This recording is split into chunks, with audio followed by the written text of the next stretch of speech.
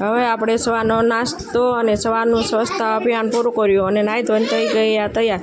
અને આયુષને માથું વળવીને અમે બંને જાવી છીએ બાળ મંદિરે. આયુષને જવું નહોતું બાળ મંદિરે, અને મારે તો ઠેઠ બાળ મંદિરે મૂકવા જવું પડશે. અને અમે જાવી છીએ બાળ મંદિરે. રસ્તામાં હવાની મોજ મારતા બાળ મંદિરે પહોંચી ગયા. અમારી પહેલાં છોકરાઓ બાળ મંદિરે પહોંચી ગયા હતા, પોતપોતાનો કામમાં મગ્ન હતા. અને આયુષ પણ બેસી ગયો અને હું ઘેરે પહોંચી ગઈ. અને મેં બટેટા બાફા મૂકી દીધા અને બટેટા બફાઈ ગયા. અને ક્યાં આવ્યો આયુષ આવી ગયો અને બટેટાની ચાલ ઉખેડવા હું બેસી ગઈ. ચાલ ઉખેડાઈ ગઈ ને તૈયાર થઈ ગયા બટેટા.